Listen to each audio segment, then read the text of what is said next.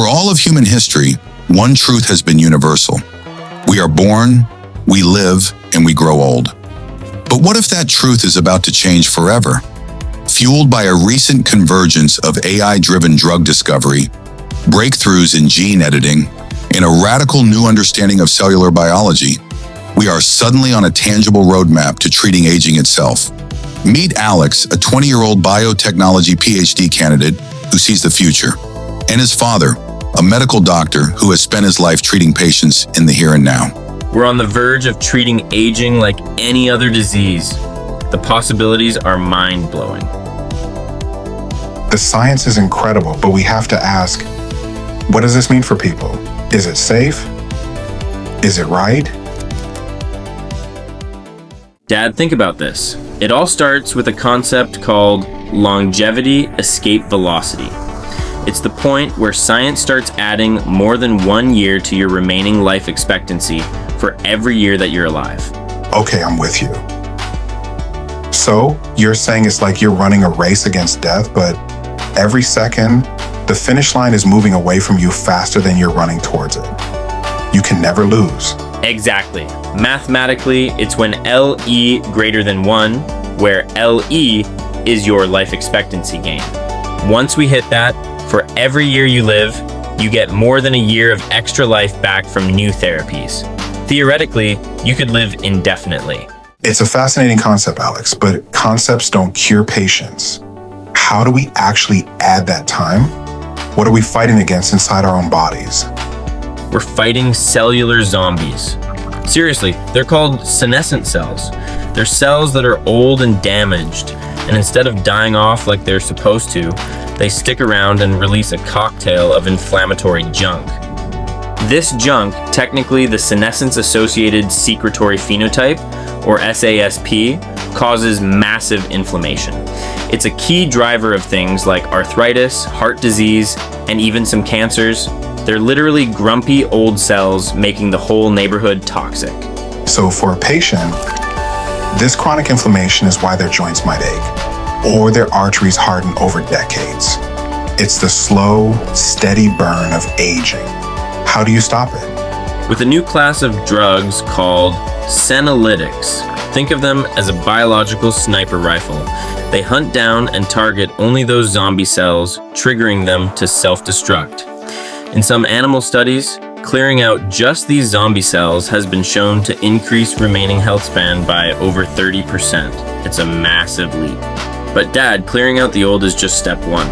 This is the part that will blow your mind. What if we could make old cells young again? In 2006, a scientist named Shinya Yamanaka discovered 4 specific proteins, now called Yamanaka factors, that could take any adult cell and reprogram it back to its embryonic-like state. A complete factory reset.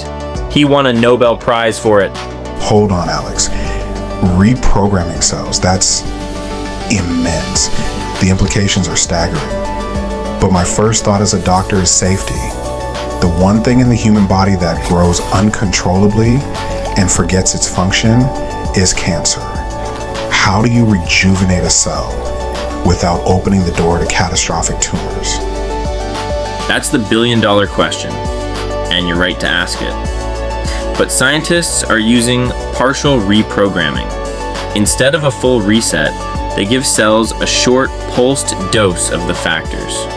Early trials are mind-blowing. In labs like David Sinclair's at Harvard, they've used partial reprogramming to effectively reverse blindness in old mice and restore age-damaged organs. We're not just talking about cosmetic changes, we're talking about restoring youthful biological function. So, I can picture my practice in 50 years.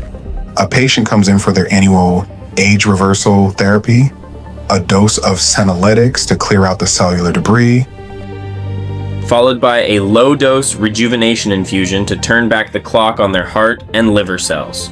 Diseases like Alzheimer's, osteoporosis, macular degeneration, they could become historical footnotes.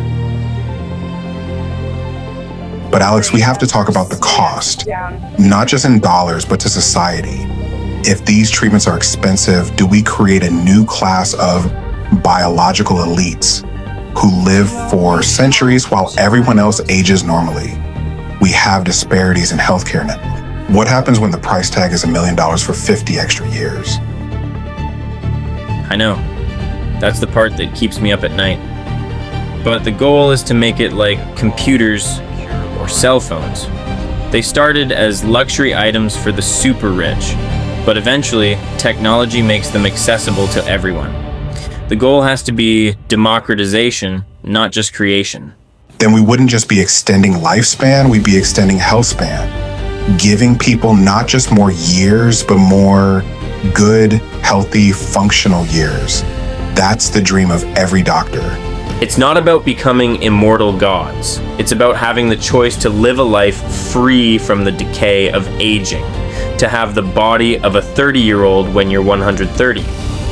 This technology is coming, so the question isn't just how it will work, but what we will do with it. So we ask you, would you want to live to 200? And what do you think humanity would do with that gift? Let us know your thoughts in the comments below. And if you ever wonder why the world is changing so fast, make sure to subscribe.